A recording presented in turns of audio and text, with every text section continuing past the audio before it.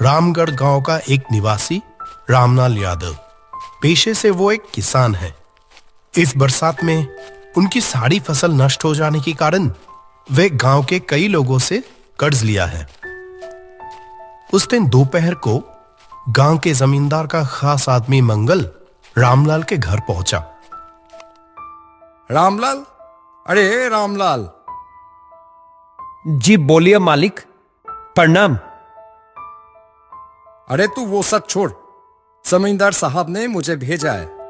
तूने उनसे जो कर्जा लिया था वो उनको अब वापस कब कर रहा है, बता तो।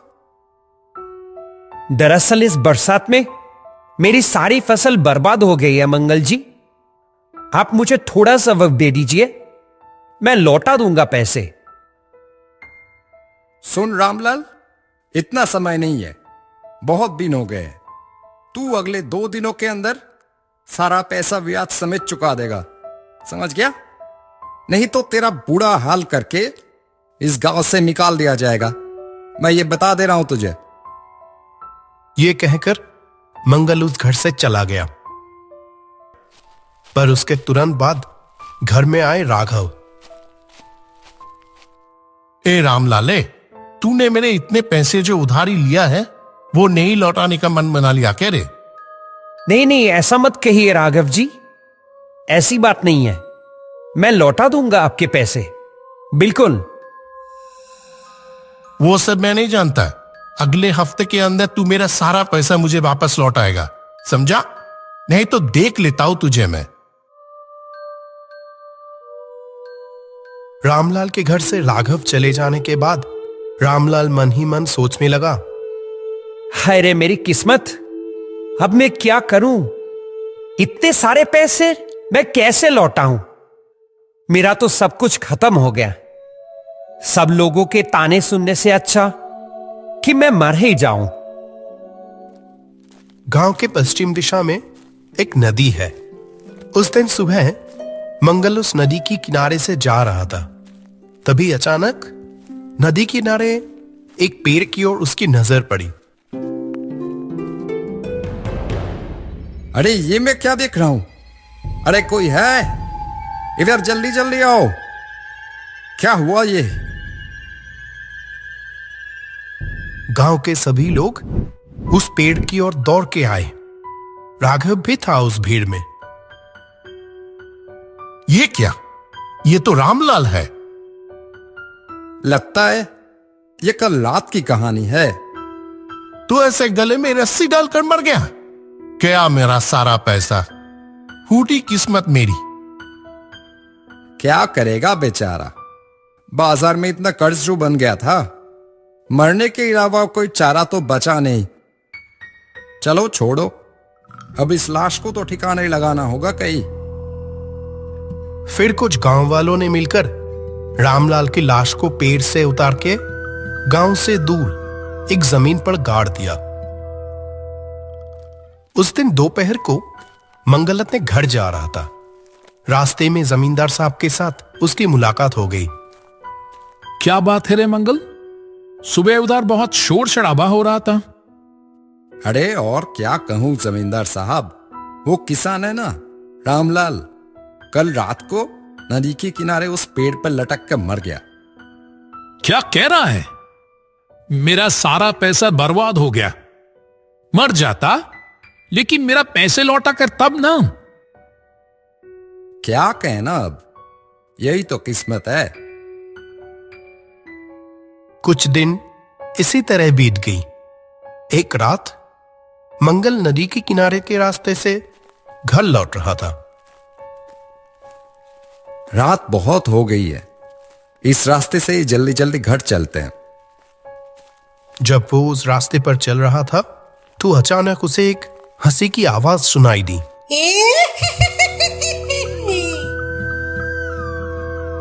किसे की? हाँ, हंसने की आवाज आ रही है लगता है ना। इतनी रात को यहां कौन हंस रहा है? उसी क्षण मंगल को महसूस हुआ जैसे कि कोई उसके ठीक पीछे खड़ा है। जैसे ही वो पीछे मुड़ा, एक काली साया जैसे अचानक दूर चली गई। वो क्या था? क्या देखा मैंने? नहीं नहीं नहीं नहीं, मुझे जल्दी से घर जाना होगा। अगले दिन रात राघव भी उसी रास्ते से अपने घर लौट रहा था। देवगढ़ से लौटते लौटते बहुत देर हो गई आज। जो भी हो, जल्दी जल्दी चलता हूं। वहां मेरी भाग्यवान कितनी देर से मेरा इंतजार कर रही है। चलते चलते राघव को भी अचानक उस हंसी की आवाज सुनाई दी।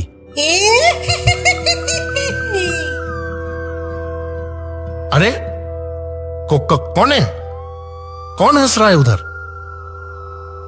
राघव ने ध्यान से चारों ओर देखा, पर आसपास कोई भी नहीं था। यहां तो कोई भी नहीं है। फिर वो हंसने वाली आवाज कहां से आई? नहीं नहीं, यहां कुछ ठीक नहीं लग रहा है। यह कहकर जल्दी से राघव अपने घर लौट गए। अगली सुबह गांव के चारों ओर एक ही बात चल रही थी। नदी के किनारे उस पेड़ के नीचे से चलने पर सबको एक अजीब सी चीज महसूस हो रही थी।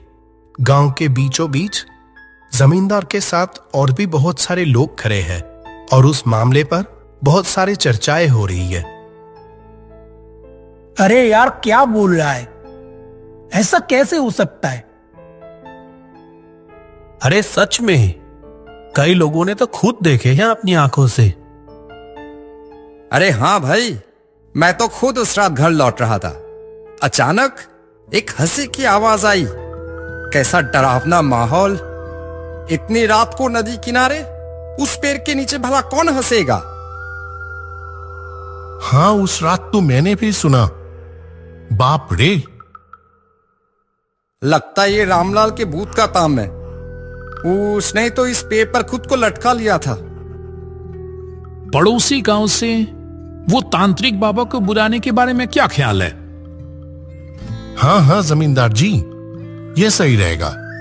उनको आकर ये देखना चाहिए। हाँ हाँ, ये अच्छा होगा। ठीक है, फिर ऐसा ही करते हैं। अगले दिन पास वाले गांव से तांत्रिक बाबा को बुलाया गया। सभी लोग तांत्रिक बाबा के साथ नदी किनारे उस पेड़ के नीचे पहुंचे। तांत्रिक ने उस पेड़ की ओर ध्यान से देखा। फिर उन्होंने सभी लोगों को कहा,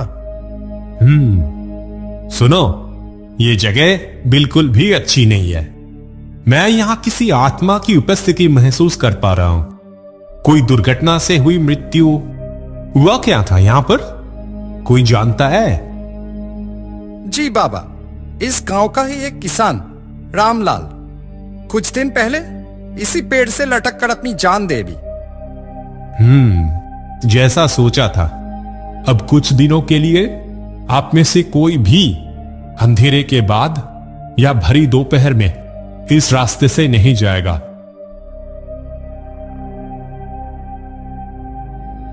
मैं मंत्र पढ़कर इस जूते को पेड़ से बांध दे रहा हूं। कोई भूल कर भी इस जूते को यहां से मत खोलना, नहीं तो अनर्थ हो जाएगा।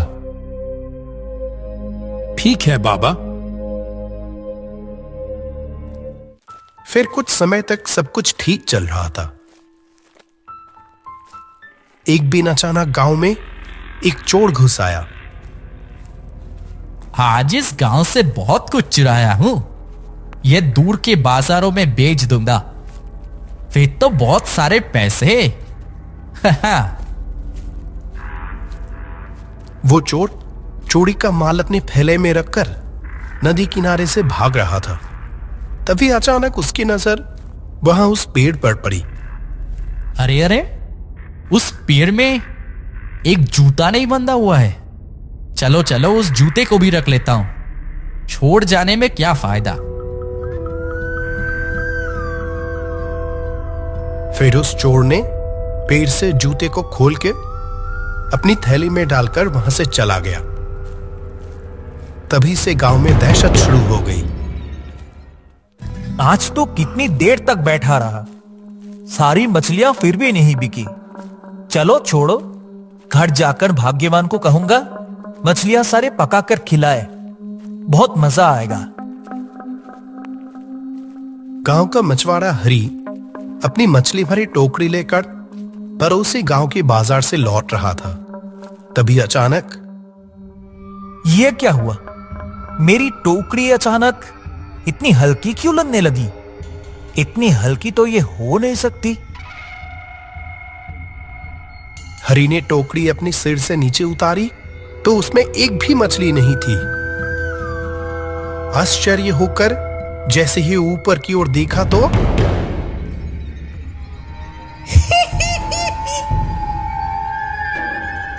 अरे बाप रे, बचाओ, कोई बचाओ मुझे। ये कहकर हरी पागलों की तरह वहां से भाग गया। अगले दिन इस जमींदार से थोड़े पैसे कैसे निकाले जाएं, वही दिमाग में चल रहा है। पूरा दिन मुझसे काम करवाएगा और फिर मुझे ही सुनाएगा। नहीं नहीं, मैं ये हर दिन बर्दाश्त नहीं कर सकता। ठीक उसी समय जब वो उस पेड़ के पास पहुंचा, अचानक एक ठंडी सी हवा बह गई। ये क्या, अचानक कितनी ठंडी हवा?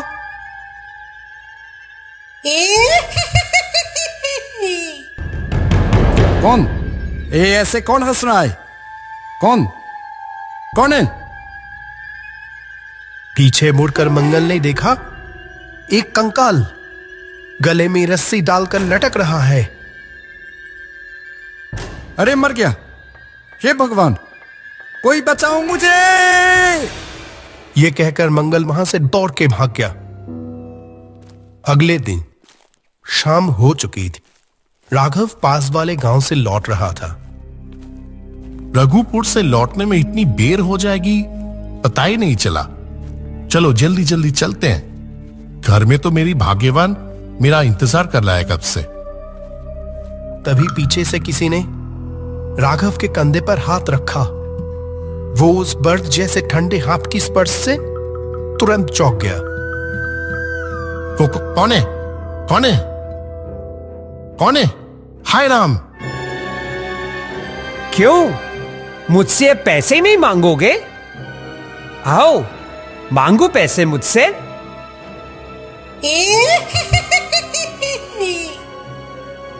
ए राम राम राम राम राम राम राम, मुझे नहीं चाहिए पैसे, मर गया रे।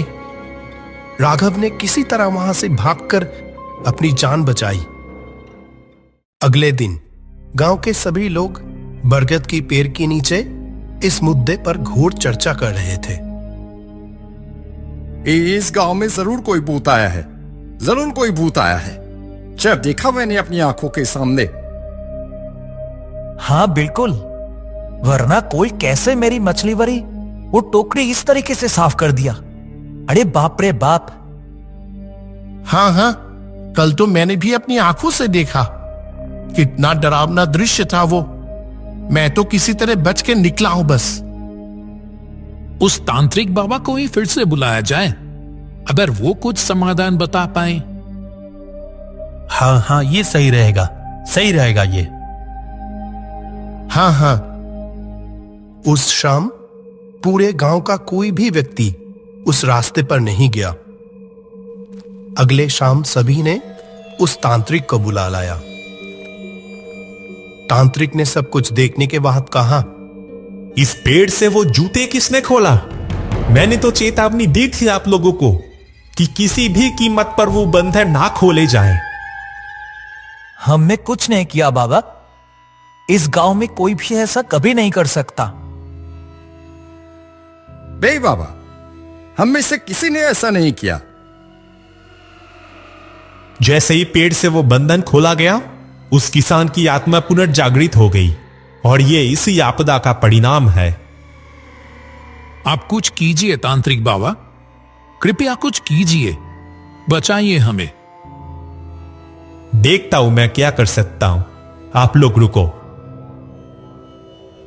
तब वो तांत्रिक उस पेड़ के सामने जाकर खड़ा हो गया। उसने एक मंत्र पढ़ते हुए पेड़ की ओर देखा और कहा, रामलाल, तू ये गांव छोड़कर चला जा। मैं इस गांव छोड़कर कहीं नहीं जाऊंगा। जाना तो तुझे पड़ेगा ही, वरना तुझे मुझसे कोई नहीं बचा सकता। मैं अच्छी तरह से कह रहा हूं, चला जा यहां से। मैं किसी भी कीमत पर नहीं जाऊंगा। रुक तू। ओम ह्रीं क्रीं चामुंडाय नमः।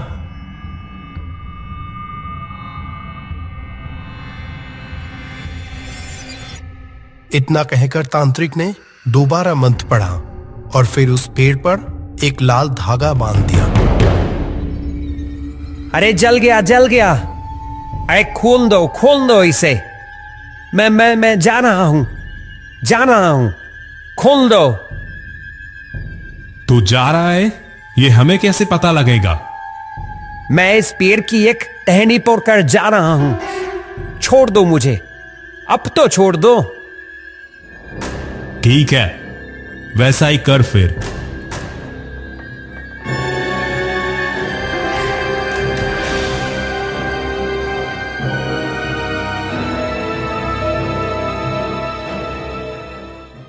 ये लीजिए, इस तावीज को गांव के किसी भी पवित्र स्थान पर जमीन पर गाड़ देना।